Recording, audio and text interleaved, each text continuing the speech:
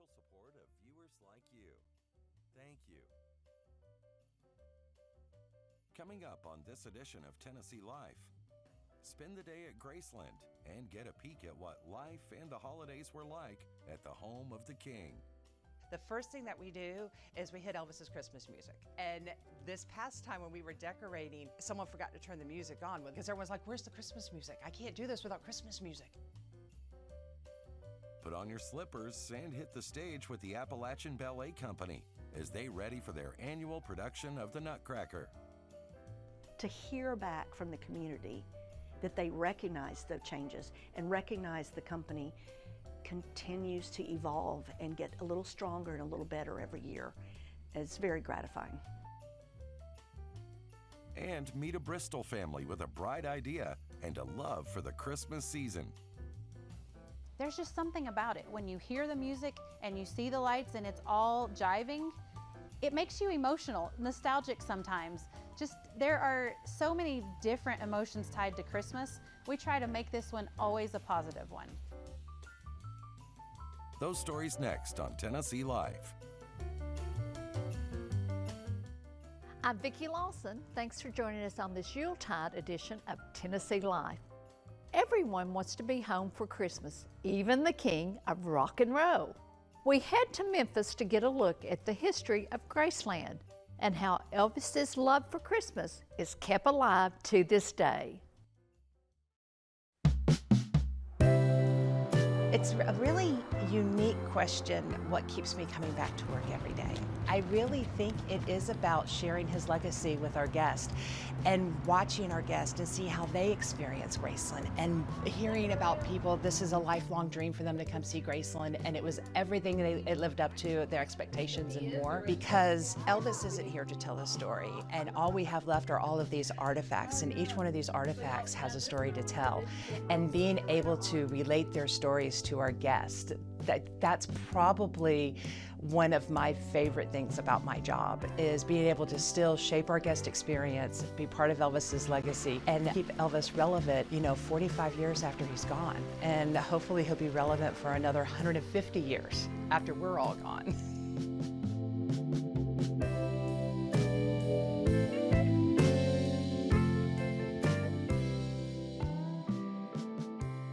When Elvis was first looking for a new home, it really wasn't at the fact that he needed a big house. He just wanted a nice, comfortable house that he could take care of his parents, that the family could live in. So buying Graceland is really like the fulfillment of a childhood promise to buy his parents a home one day that they could all live comfortably in. The mansion itself was actually built in 1939 by a doctor and his wife, Mr. and Mrs. Thomas Moore. The land that it sits on had been in Mrs. Moore's family for a generation. In fact, it was Mrs. Moore's Aunt Grace who first purchased the property. And when the family would go out to her land for barbecues, they would always say they're going out to Grace's land, i.e. how it got its name Graceland. Elvis buys the house in March of 1957 for a little over $102,000. His parents were actually the first ones to find Graceland because Elvis was in Hollywood filming his second movie. He was so excited to get home from Hollywood that he actually got off the train in New Orleans and rented a car to drive all the way back here to Memphis so he could make it home to see Graceland. Actually, when Elvis buys it, it's a little over 10,000 square feet. He made several additions and changes to the home throughout the 20 years that he lived here. It's now 17,266 square feet. His parents made Graceland their home. Their bedroom's located here on the first floor, and after his mom's passing in 1958, that room was later used by his grandmother, who became the matriarch of the house, Minnie Mae. Now, of course, as time goes on and you make additions to the house, each room kind of gets its own personality. The rooms here in the front of the mansion are very formal, where Elvis would entertain family and guests and have dinners. But then you've got the basement, which Elvis finished, which has the original man cave, the TV room with 3 TVs, and then, of course, the jungle room, which started out as a patio that Elvis enclosed so that Grandma could sit outside in the summer here in Memphis. But it was too hot to sit outside, so then he had to put air conditioning in and eventually enclosed it to be one room. The other unique thing about the Graceland property is Elvis did build several other buildings on the property throughout his lifetime. And each of them takes on the taste of that generation and that decade when it was built. And as you walk through Graceland, it's really kind of like walking back in time into a time capsule, because everything that you're seeing is original, down to the drapes and even all of the furniture. Now, when Elvis was here, life at Graceland was never dull, as you can possibly imagine. I mean, everything from touch football games in the yard to epic firework battles on 4th of July. There was always something fun going on here. Elvis was very much, I guess, what you would consider kind of a homebody when he was here. Breakfast was around 4 in the afternoon in the jungle room. Dinner was at 10 every night around the dining room table, and no one was allowed to leave the table until Johnny Carson was done with his monologue. And there's a TV in the dining room that everyone could watch it on. There's actually 14 TVs in the house. Giving access for little Lisa Marie to come sneaking on down, take herself a cookie, and then 10 seconds later, Elvis is coming behind her to grab himself a snack too. Graceland really was a home. And you could find Lisa riding her tricycle around the dining room table, or Elvis's entourage members gathering in the den and the kitchen, waiting for him to come down to find out what they were going to do that evening. If they were going to spend the evening here having sing-alongs around the piano, or watching TV in the basement, or if they were going to go shopping, or even to the local amusement park. So it really was that central location that everyone would gather that was part of Elvis's world. I actually head up the archive staff, which right now we are a staff of about 15 people, and we basically take care of Graceland and all of the collection, but we really maintain the house daily. We do deep cleans 3 times a week so we can keep up with its preservation. But decorating for Christmas is probably everyone's favorite night of the year, where all of us are in here being Elvis's elves. We come into the house as soon as the last tour ends, and it takes us a good about 4 or 5 hours to get Graceland all ready for Christmas. When we come in to decorate the house, the first thing that we do is we hit Elvis's Christmas music. And this past time when we were decorating, someone forgot to turn the music on because everyone's like, "Where's the Christmas music? I can't do this without Christmas music." There are several Christmas traditions that we still uphold today that were started by Elvis himself, which one of them is decorating right before Thanksgiving and turning on the Christmas lights that line the driveway. We put up the original Christmas trees in the living room and dining room. We put up the original lawn ornaments. The very first lawn ornament that Elvis purchased is the Santa with the reindeers with this expression, "Merry Christmas to all, Elvis." And then later he added the nativity scene, which you can see in Graceland's front yard. So he was sharing Christmas, not just inside the house with people who could see it, but with anyone who drove by. He wanted to spread the Christmas cheer. And we continue to do that today. So Graceland gets decorated for Christmas right before Thanksgiving. And like Elvis, they stay up till his birthday, which is January the 8th.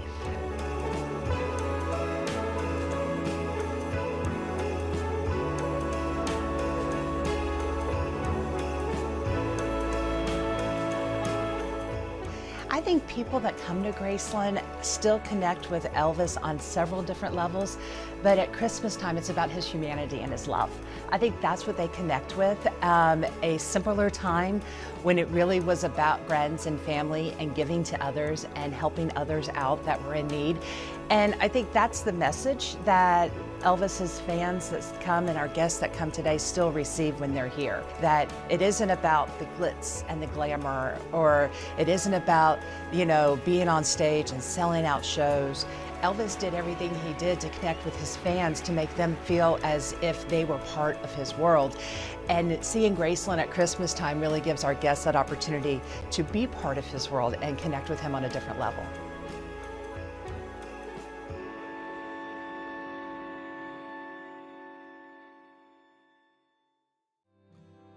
Later on Tennessee Life, wind your way through Shadrack's Winter Wonderland in Gray, Tennessee. But first, go backstage of this long-running local production. Few holiday programs are as iconic as the Nutcracker. Amy Morton Vaughn, the artistic director of the Appalachian Ballet Company, gives us a look at what it takes to bring this classic to life.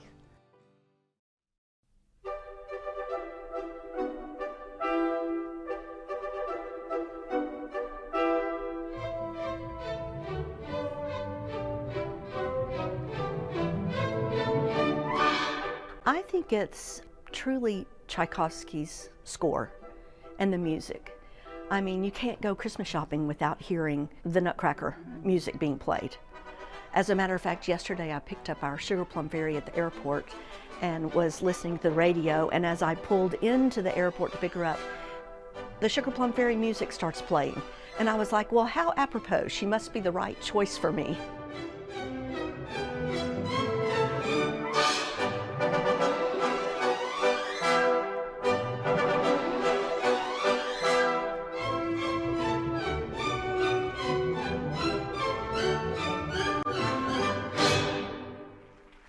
I'm Amy Morton Vaughn. I'm the Artistic Director of the Appalachian Ballet Company and celebrating my 26th year as director. One breath, one side, grand plie. Our company actually was founded by Cheryl Van Meter and started as the Maryville Alcoa Civic Ballet Company, and we're located and based in Maryville, Tennessee. I started with the company in '77, I believe it was, and after about 10 years in the company, they wanted a more regional feel, so they changed the name to Appalachian Ballet Company so that we could encompass all counties and areas around. And it has really serviced us well because we've gotten a lot of students and dancers from Sevierville, Oak Ridge, all of our surrounding counties. So our new name has served us well. Our company is comprised of about 80 dancers. They must be 10 years of age to audition. And then we go through adults. And then we have extras, which are adults like in our party scene, and we involve our community. So we have community women and men that participate, along with some young boys, and we hope to get them interested in training and taking dance. But all in all, for instance, our Nutcracker production, we have over 100 in the cast.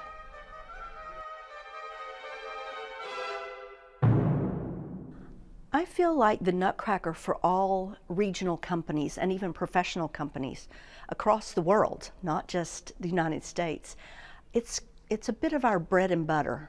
People want to see the Nutcracker. They want that family tradition. They want the Christmas atmosphere. If they don't know much about ballet, they at least know the Nutcracker and they know the music. So we tend to have our larger audiences. And I always say, well, if we have a successful Nutcracker, then we have enough money to finish the rest of the year. And of course, with our Nutcracker, would not be possible without our parents and our volunteers. Saying that there's 100 dancers in the cast means we have a lot of parents involved. And they really step up and help so much backstage with so many different things, from props to helping feed the crew, to sweeping up snow when it's fallen after the Act 1 scene. They help with the makeup, they help with the sewing. So our volunteer base is key to a regional company. I think my favorite part about the Nutcracker, because we do it every year, is seeing the growth in my students. Because they start out at 10, they're a little baby mouse, and then the next year they may be an angel, and the next year they might be a soldier. And then by the time they're a senior in high school, they may be dancing a solo role. So to see the growth year after year is what's really special to me. And I absolutely adore the snow scene. It's just beautiful.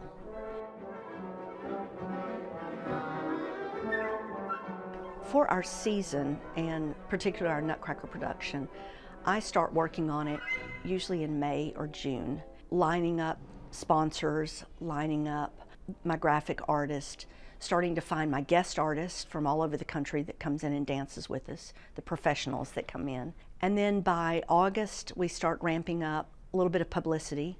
We have auditions in August. So the beginning of October, we start with Nutcracker, and it's usually a 9-week process. So from the time dancers start learning their first steps, 9 weeks later, we are finished. So I guess it's really just about a 7-week rehearsal process and then 2 weeks of production. And our second weekend of productions will be held at the Clayton Center for the Arts in Maryville, where we are the resident dance company there. So it's lovely to have 2 venues and 2 weekends to offer the public. So if they can't come one weekend, or if the Vols are playing, they can come second weekend, right?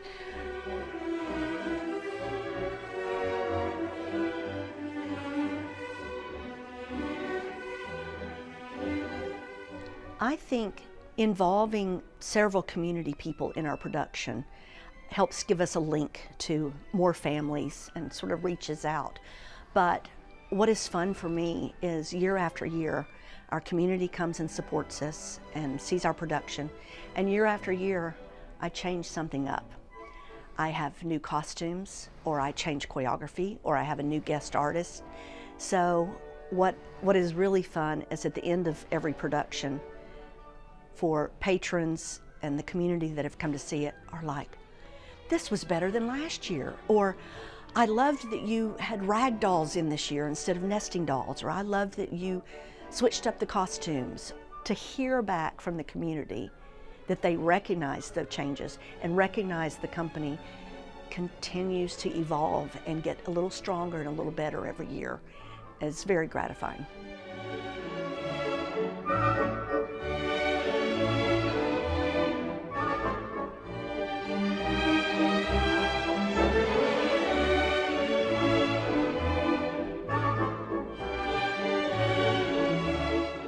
Our first weekend of Nutcracker is always held at the Knoxville Civic Auditorium. Backstage, there's like fabulous graffiti, I'll put it that way, and all sorts of beautiful memorabilia from different Broadway shows or productions or the opera company, whoever has been in this space. And we were granted permission to paint a mural upstairs near the dressing rooms, and it happens to be beside the dressing room that I've had for 40 plus years. So we have a lovely Nutcracker mural, and a lot of people have signed the walls here. And finally last year, as our 50th anniversary, I decided it was time for me to finally sign the wall. So I have my signature on there now. So that's fun. And I feel like we've made our mark. We've made our mark here.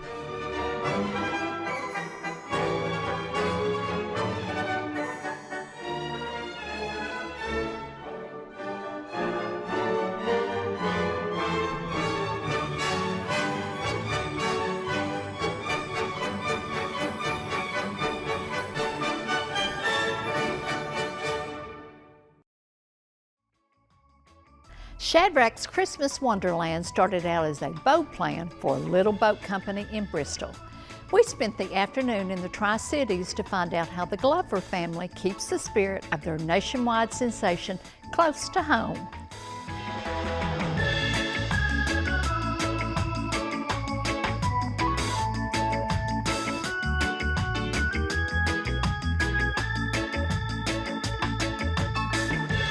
There's just something about it. When you hear the music and you see the lights and it's all jiving, it makes you emotional, nostalgic sometimes. Just, there are so many different emotions tied to Christmas.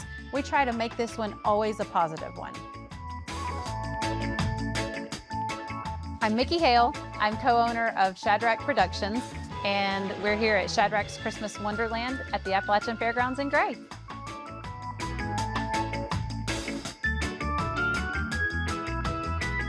My dad had a band when he was in college, and then years after that, and he called it Shadrack. And it's from a biblical context, and he then turned that into the name of the boat dealership, which we called Shadrack Water Sports, and we grew from there. So it was mid to late 90s whenever my dad decided he was going to open a boat dealership. He had been in education his entire life, and we did that right here in Bristol. And then we branched out to Knoxville and had a couple of different locations, one in Kingston.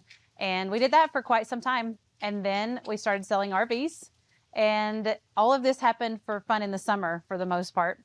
We branched out to a campground for the local NASCAR events in Bristol. And that's where we decided we've got to have our staff year round. We couldn't stand to let go of the good people who were there with us. And we decided to do this in the winter.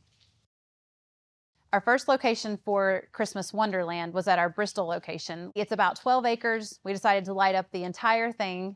And when we were researching the technology, we found two companies that were an option. One of them just bowed out and said, we can't do that. Our software is just not capable. And the other one said, yeah, let's give it a try. we're all excited, and it's about 2 weeks before, and we finally get to where we can test these lights. They're all over the campground, and we've been working for weeks, months on this, and we start it, and only about a quarter of it will actually function. So the software company we used at the time, it was Lightorama. We still use them. They were fantastic. They helped us to create the capacity for the size of show we were doing, and we pulled it off by opening night.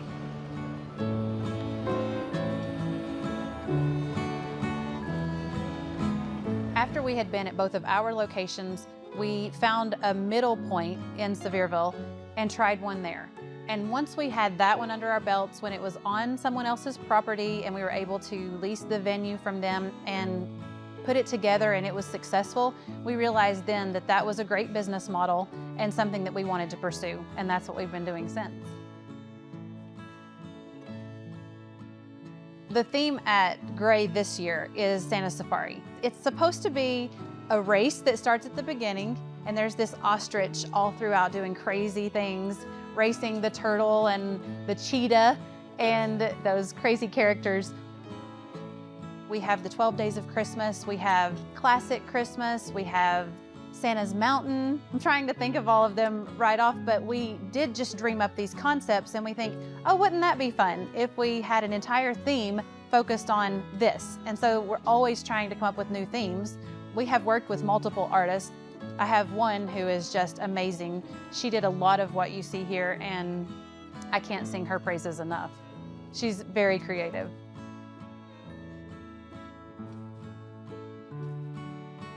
The actual coordination of the lights and the music is done by us. It's done in-house. I say us, but it's really not me. It's done by my dad and my brother. They are fantastic at what they do with these lights. I get to see it on the computer screen in the summer, and then whenever we put it out, it's amazing when you see it in real life. They have each composed some of the music we do. They have each programmed some of the lights that you see. So that part of it is also in-house. We do have these locations all over the States, but our workshop is in Bristol. That's where our team is year-round, and that's where we do it all. That's where we start from conceptualization to the fabrication and the entire design. Basically, I would take an idea to our artist. I go back and forth with her for however long it takes to come up with, yes, that's perfect. And then I pass it along to a few people, throw out a few texts or emails and say, what do you think? Do you like this direction? We all get in on the final design to sign off and, yep, this is it. And then that design goes to the floor. We have this giant grid that we draw on the floor. We put the steel on it, we bend the steel, we cut the steel, we weld the steel, and now you've got your frames. Those are done all on the floor, and voila, we light it up. Even though it's been 15 years and we feel like I'm not even gonna say we've polished it, we haven't, but we have learned a lot and we know how to do this. We still have those moments a few days before opening where we're like, oh no, that didn't work, or how did we forget that? Or that's in another trailer in another city, now what? We still have those moments. Those are growing moments. Those are things we laugh about now, and we typically improvise with something just as good, and it's always amazing to see what the team comes up with to pull those off. I know we have employees who work in the ticket booth who listen to this music every night, all night, and I've done that myself for entire seasons where it's the same 40 minutes of music just on repeat. And sometimes you're like, it's just in your head nonstop.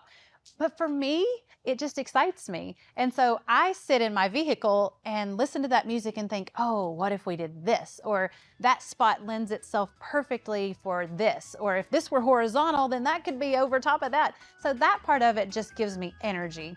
And one of my favorite parts is to see a family coming up with kids hanging out the window. Somebody popped up through the sunroof, the whole family gasping, oohing and eyeing and pointing things out.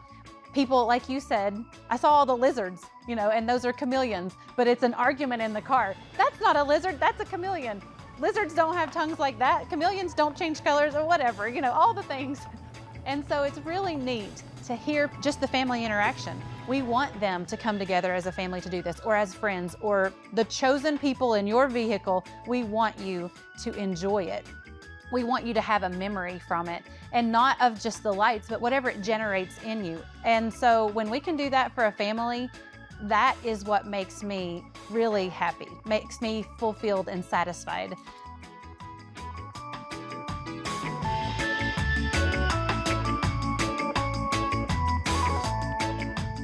We hope you'll spend the holidays enjoying family, friends, and all your favorite traditions. I'm Vicki Lawson. We'll see you on the next Tennessee Life.